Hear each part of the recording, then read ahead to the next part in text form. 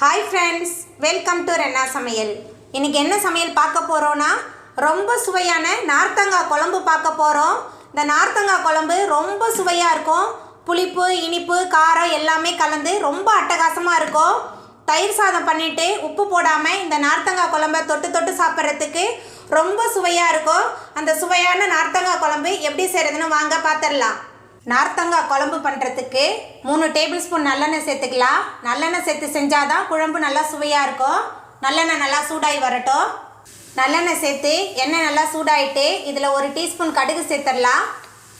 அது கூடவே 1/2 டீஸ்பூன் வெந்தயம். கடுகு வெந்தயமும் நல்லா பொரியட்டும்.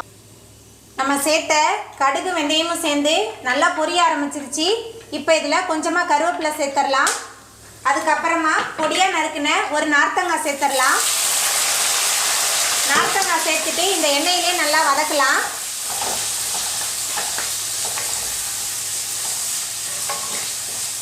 நார்த்தங்காய் எண்ணெயில் நல்லா வதக்கும் போது ரொம்ப சுவையாக இருக்கும். நல்லெண்ணெய் சேர்த்து செஞ்சாதான் இன்னும் சுவை அதிகமாக இருக்கும். நல்லெண்ணெய் சேர்த்து செஞ்சுக்கோங்க. நார்த்தங்காய் குழம்பு நல்லெண்ணெயில் செய்யும்போது நல்ல சுவையாக இருக்கும்.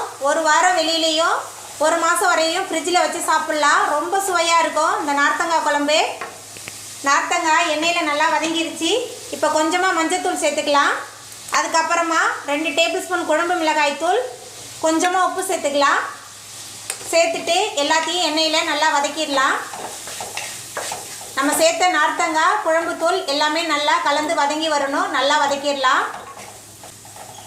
நம்ம சேர்த்த நார்த்தங்காய் குழம்பு தூள் எல்லாமே நல்லா வதங்கிருச்சு. இப்போ இதில் நெல்லிக்காய் சைஸ் புளியை தண்ணியில் ஊற வச்சு கரைச்சிருக்கேன். புளி தண்ணி சேர்த்துக்கலாம். புளி தண்ணி சேர்த்துட்டு நல்லா கலந்து விட்டுடலாம். நல்லா கலந்து விட்டாச்சு. புளி தண்ணி நல்லா கொதிச்சு புளியோட பச்சை வாசனை போகணும். அதுக்கப்புறம் நார்த்தங்காவை நல்லா வெந்து எண்ணெய் பிரிஞ்சு வரட்டும். அது வரைக்கும் வேகட்டும்.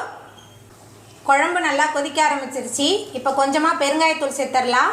அதுக்கப்புறமா வெல்லம் 1/2 ஸ்பூன் சேர்த்துக்கலாம். சேர்த்துட்டு நல்லா கலந்து விட்டுடலாம்.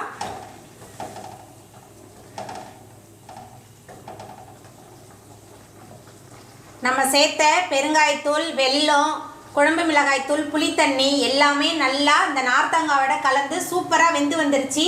எண்ணெயும் நல்லா பிரிஞ்சு வந்துருச்சு பாருங்கள்.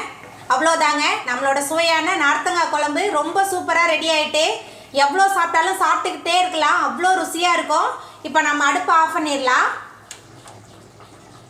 அடுப்பை ஆஃப் பண்ணியாச்சு. அப்பயும் கொதிச்சிக்கிட்டே இருக்கு பாருங்கள். ஏன்னா நம்ம மண் சட்டியில் செஞ்சுருக்கனால கொதிச்சுக்கிட்டே இருக்கு. அவ்வளோதாங்க, நம்மளோட சுவையான கிராமத்து நார்த்தங்காய் குழம்பு ரொம்ப சூப்பராக ரெடி ஆகிருக்கு. சாப்பிட்டுக்கிட்டே இருக்கலாம். அவ்வளோ சுவையாக இருக்கும். நீங்களும் உங்கள் வீட்டில் இந்த சுவையான நார்த்தங்காய் குழம்பை செஞ்சு பாருங்கள். இந்த வீடியோ உங்களுக்கு பிடிச்சிருந்தா லைக் பண்ணுங்கள், ஷேர் பண்ணுங்கள், கமெண்ட் பண்ணுங்கள், சப்ஸ்கிரைப் பண்ணுங்கள். அப்படியே பக்கத்தில் உள்ள பெல் பட்டனையும் கிளிக் பண்ணிடுங்க. நன்றி.